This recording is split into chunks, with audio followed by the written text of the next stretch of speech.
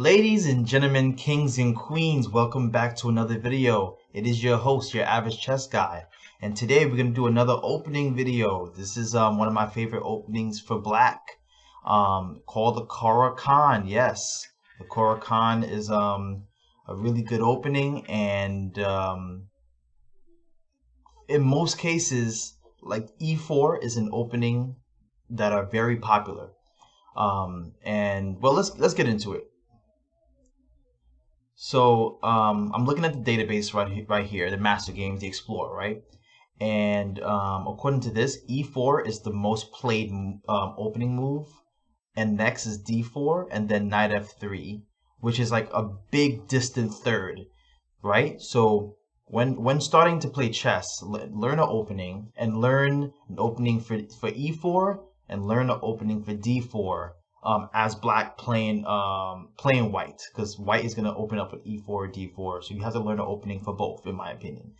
And then as white, because you go first for the most part, you can just learn one good opening for white, because you start the opening and you just have to learn the different variations and other openings to transpose into each other of the opening that you learned, you know. And then, like, as you get better, you would see new openings and different things that you have to face, and you just kind of like add to your repertoire to get better as a chess player.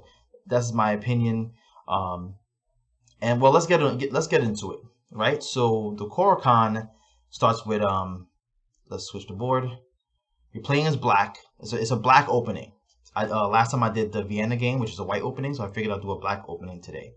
One of my favorite openings. So it starts off with e4, and the Caro Kann is e4, c6, and I'm gonna do things that I see in most of my games that are popular that you're most likely going to see, because as you know, openings have a lot of variations, main lines, side lines, and you just have to like do your research, study, and find what's the best moves and how to play these openings in certain lines, right? So what you're most likely going to get, because people want to control the center of the board, you're going to get d4, controlling the center of the board. And then after d4, you could even pre-move playing d5. You know, no matter what your opponent do, as long as they play e4, you play c6, d5 every single time. When I play my games on chess.com, I literally pre-move those two moves as long as they play e4. Now, the Caro Kann, you do not do it with anything else but e4. You might get away with it with some openings, but no. For example, if your opponent play d4, you can't do the Caro Kann. In fact, it's not even called the Caro Kann. There is a variation like this where you end up going into the Slav defense. That's another defense opening that we're not going to get into, but for the most part, Caro Kann is e4, c6. That's the Caro Kann, and the most popular is d4, and then you go d5, challenging the center, because they're trying to control the center of the board. You know, attacking these squares, controlling the center, and you playing c6, d5 is pretty much fighting for the center. Like, you're fighting each other for the control in the center. As you all know or don't know, if you have control of the center of the board, you have a high advantage of winning the game, because you have more mobility, more power in the center. On the edge of the board, there's no space, you know, so you get more space and mobility in the center of the board, and more control in the center of the board. So that's why we're fighting for the center right now. There's a couple of things that they can do. They could either take the d5 pawn, which is the exchange variation of the Caro Kann. They can push and go into something called the advanced variation, because they're literally advancing forward, advanced variation of the Caro Kann. And then they don't even do anything, they just move something else. So let's get into it. I'm gonna just show you what is most popular that you're going to see in your games to improve, and then you just expand as you see different things in your games and analyze your games. You'll see best moves as you go. The most popular, in my opinion, is the advanced variation. You'll get that, I don't even know, I would say 75% of the time, maybe. But you get that the most. They're gonna play d5. Now your response to this, you're gonna go. They play d5. You go c5, challenging the center. If you can successfully take this, for example, this pawn then becomes weak because it's overextended and there's no pawns to like defend it. And for the most part, you do this. They're most likely going to take. When they take, there's two things you could do. You can do bishop to f5, developing the bishop with ideas of then knight, pawn, and then take the c5 pawn back. Because it's kind of like you're gambiting the pawn to separate these, to get these pawns to isolate, get these pawns to double up, here to double up, and kind of mess up the pawn structure in the center of the board so you can take back control and momentum of the game. So something like this might happen. They might do like let's say knight.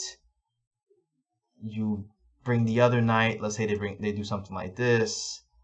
And then pretty much you take back. If they take, you take. Castle, knight over here, and then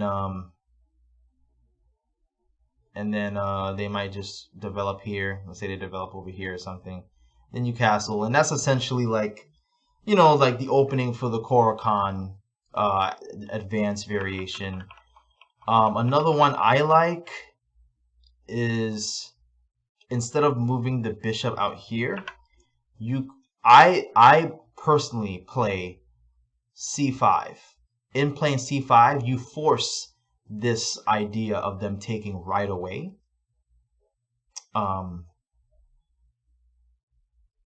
Sorry. So when they play this move that you go and they take right away, instead of doing f5, right? You can instead play the knight. What's nice about this move is that it blocks any threat to the king here, as well as the knight is also attacking the e5 pawn, putting pressure here, and it's also attacking the d4 pawn in case of anything coming in here. And yeah, it's pretty good.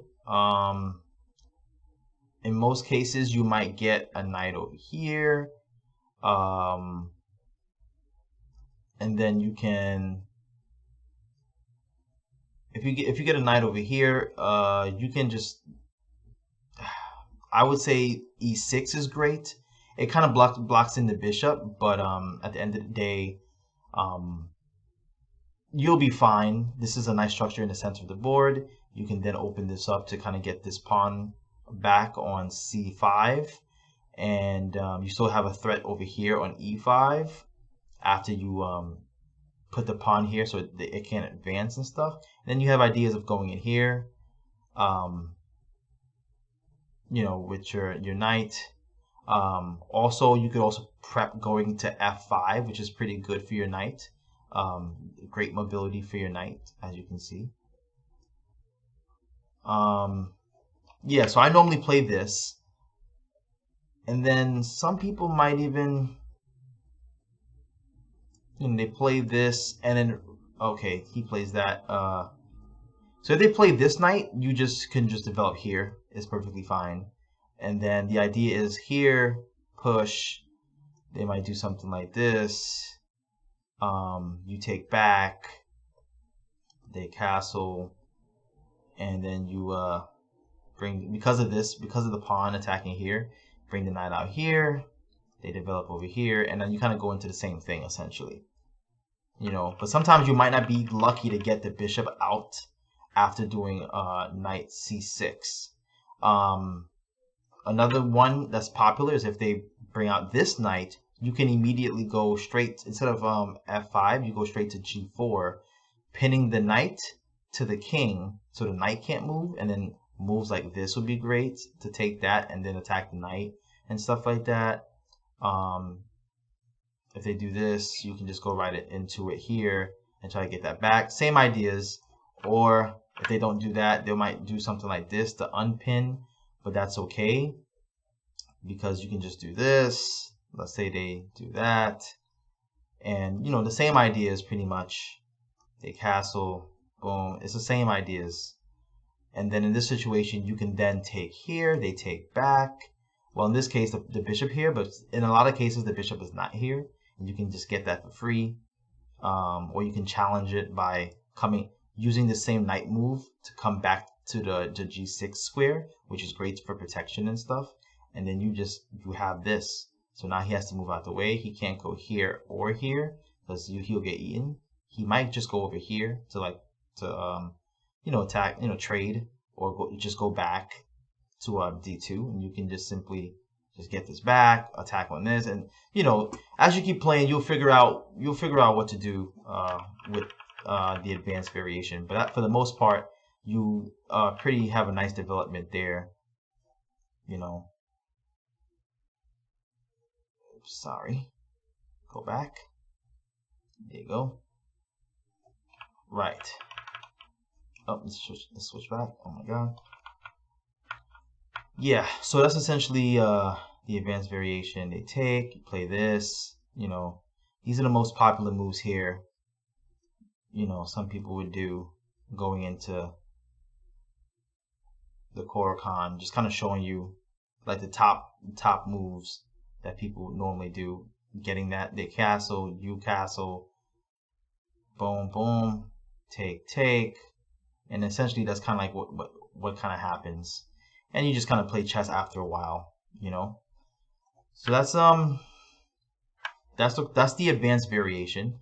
Now, when they play e4 and you play this, some people might take into the exchange variation, and now with this, most people would do c4, which is the pan-off attack, and with this, you go f6. There goes knight c6, and then you double up to e6, which pretty much protects the d5 pawn to give it more protection. So when if they do end up taking, knight, take,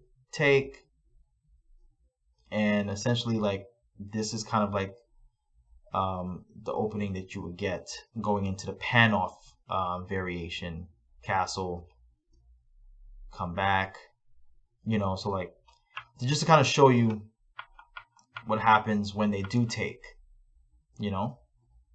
and so c4 is the pan-off attack.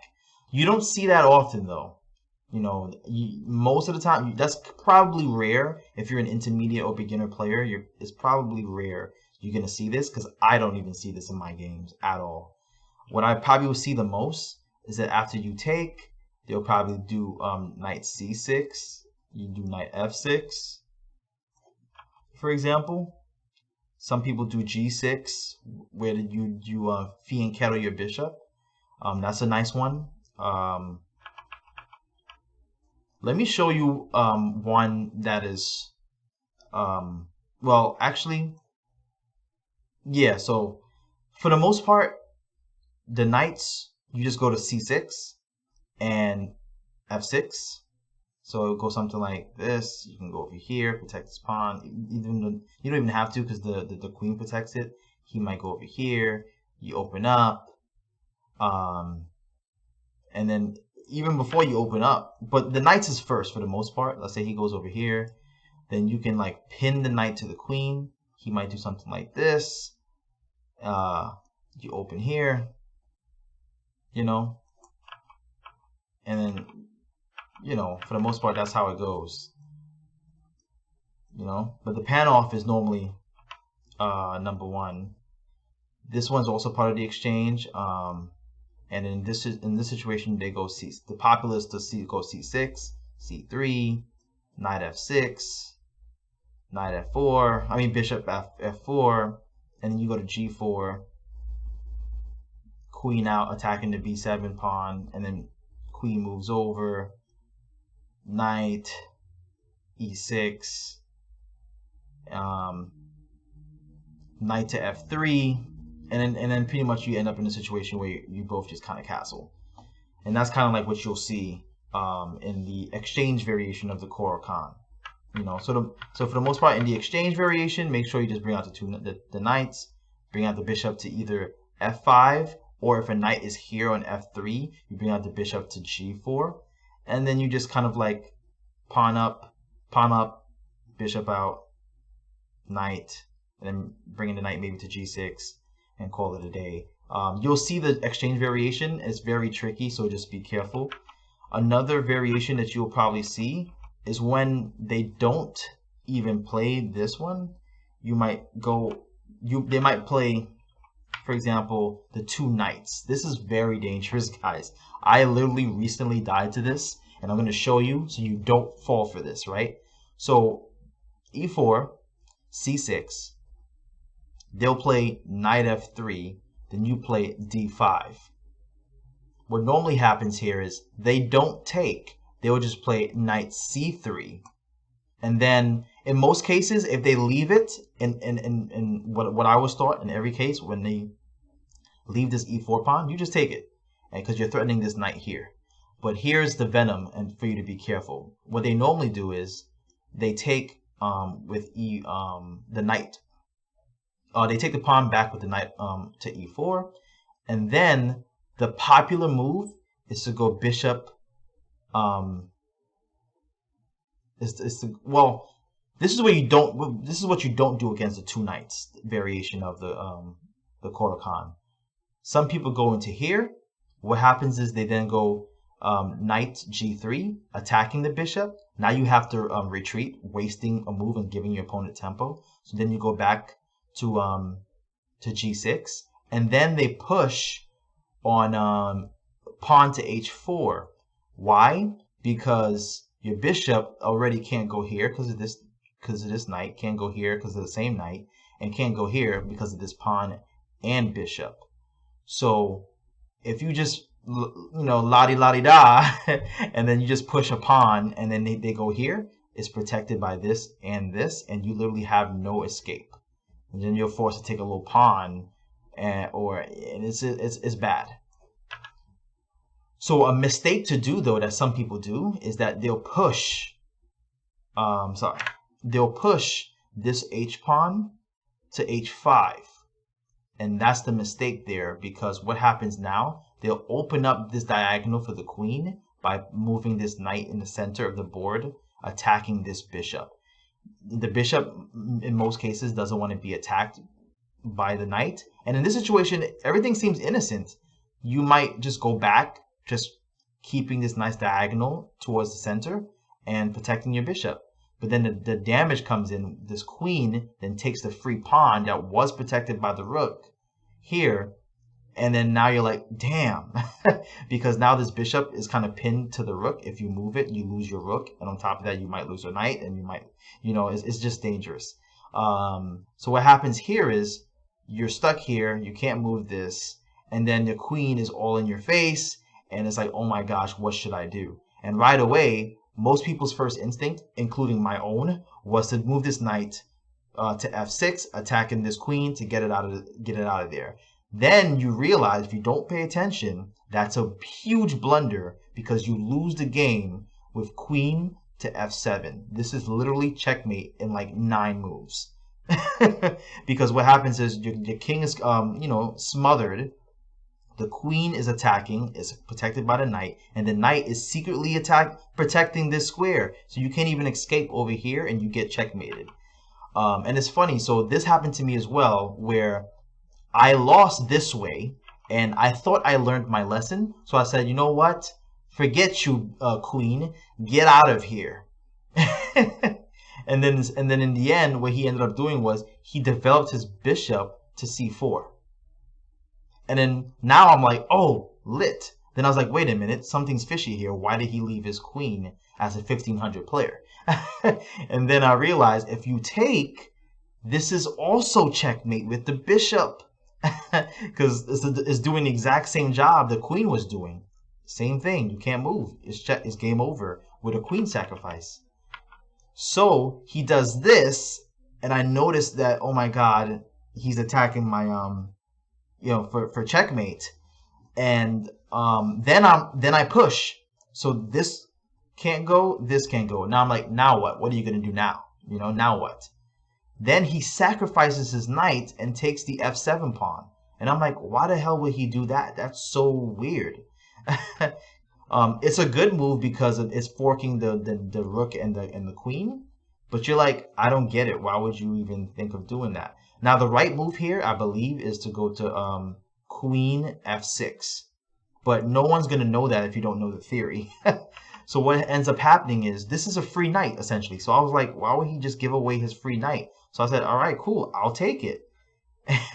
And pretty much after I took it, um, that's pretty much how I ended up losing. What was the move?